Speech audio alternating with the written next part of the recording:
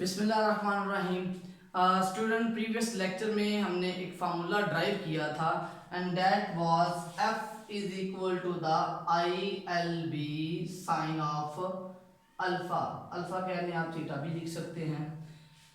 इसमें हमने जो बात कही थी, हमने कहा था कि बी आपके पास this is magnetic field induction और मैग्नेटिक फील्ड डेंसिटी। तो इसके बारे में हमने आज डिस्कस करना है। तो सबसे पहले हम इसकी डेफिनेशन निकालेंगे। तो डेफिनेशन अगर फार्मूले से देखी जाए, this is F over I L sine of alpha. अच्छा जी, इस डेफिनेशन में हम इसे किस तरह से कर सकते हैं, ये देखना हमारा एक्चुअल काम है। ठीक है, हम इसे यूनिटी मेथड से ही डिफाइन करेंगे, तो आप इसको बड़े आसानी से समझ सकते हैं जी। तो आपके पास इसमें क्या है जी, force acting on 1 metre length of the conductor, force acting on 1 metre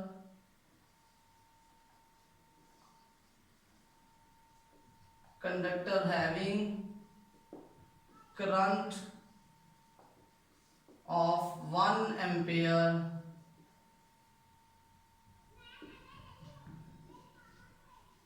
placed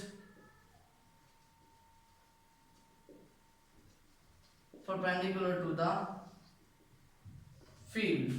तो आपके पास किसी भी कंडक्टर में अगर 1 एम्पेयर का करंट पास आउट कर रहा है और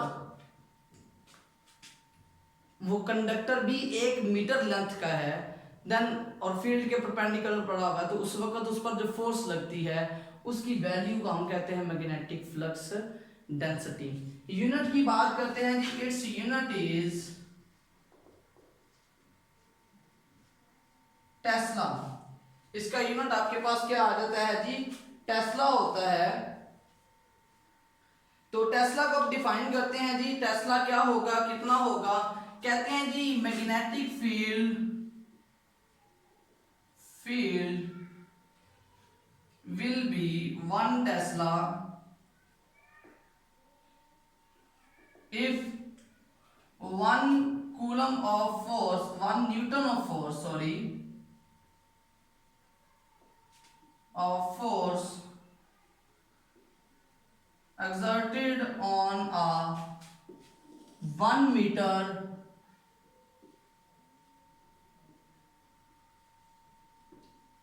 placed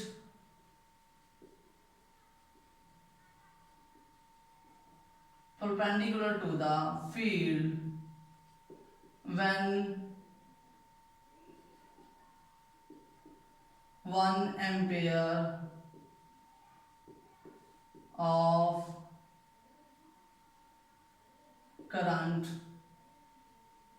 passed through it। तो बड़ी सिंपल सी बात है, कहता है कि आपके पास मैग्नेटिक फील्ड एक टेस्ला होगा अगर किसी 1 मीटर कंडक्टर जो कि मैग्नेटिक फील्ड के परपेंडिकुलर पड़ा हुआ है और उसकी लेंथ 1 मीटर है और उसमें उस पर लगने वाली फोर्स अगर 1 न्यूटन हो। This is the unity method. आपने तमाम वैल्यूज को क्या बना दिया है, यूनिट बना दिया है, जिससे आप उसको बड़ी सिंपली क्या कर सकते हैं, डिफाइन कर सकते हैं। स्टूडेंट, एक बात तो ये हो गई। दूसरी बात, एक नोटेशन है जो आपको याद रखनी पड़ेगी। नोटेशन क्या है जी, हमारे पास यहाँ पर 3 डायमेंशंस जो है वो नॉर्मली यूज होती हैं। तो आप लेफ्ट और राइट, अप एंड डाउन तो बता देंगे, लेकिन थर्ड जो इनवर्ड होती है या आउटवर्ड होती है वो बताना हमारे लिए मुश्किल होता है। हम 2 यूज करेंगे, एक डॉट यूज करेंगे और एक क्रॉस। जो डॉट होगा ना, this is out of the page. Out of page से क्या मुराद है, दिस इज टूवर्ड्स यू, ये रीडर की तरफ है।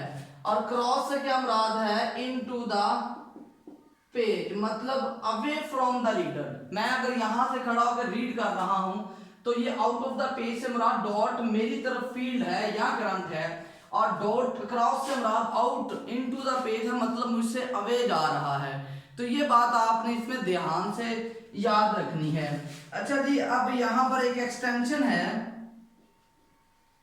Extension of right hand rule.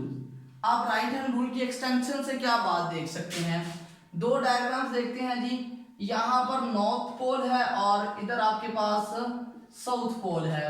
Field की डायरेक्शन जो है वो ऊपर से नीचे की तरफ है और हमने एक कंडक्टर रखा हुआ है जिस कंडक्टर में से जो करंट है वो फ्लो कर रहा है आउट ऑफ द पेज, मतलब करंट की डायरेक्शन आपकी तरफ है ऐसे, ठीक है, आउट ऑफ द। अच्छा, अगर मैं इसको यूं रिप्रेजेंट करूं तो मेरे पास जो फील्ड होगा वो बेसिकली बनता है anti clockwise, anti clockwise field आ जाएगा। मैंने वो फील्ड कैसे ड्रॉ कर दिया है जी, एंटी क्लॉकवाइज फील्ड ड्रॉ कर दिया है। अच्छा जी, यहां पर इस तरह, इधर इस तरह से। बच्चे ये देखें जरा, मेरे पास ये जो पार्ट है ये फील्ड का स्ट्रॉन्ग रीजन बनेगा, स्ट्रॉन्ग फील्ड आ जाएगा, और ये मेरे पास जो बनेगा this is the weak field. एक स्ट्रॉन्ग फील्ड हुआ और दूसरा आपके पास कौन सा हो गया जी, वीक फील्ड हो गया। स्ट्रॉन्ग फील्ड कैसे हुआ, इसमें एक फील्ड आपका ऊपर से नीचे की तरफ है और एक आपका उस करंट कैरिंग कंडक्टर की वजह से फील्ड बना। ये दोनों फील्ड आपस में एक ही डायरेक्शन में है तो स्ट्रॉन्ग हो गए। यहां पर वीक हो गया फील्ड, तो आपके कंडक्टर ने क्या करना है, स्ट्रॉन्ग से वीक फील्ड। तो मतलब कहने का ये हुआ इस कंडक्टर की डायरेक्शन इस तरफ होगी, जिस तरफ मैंने एरो रिप्रेजेंट किया है। अब आपका कंडक्टर इस डायरेक्शन में मूव करेगा।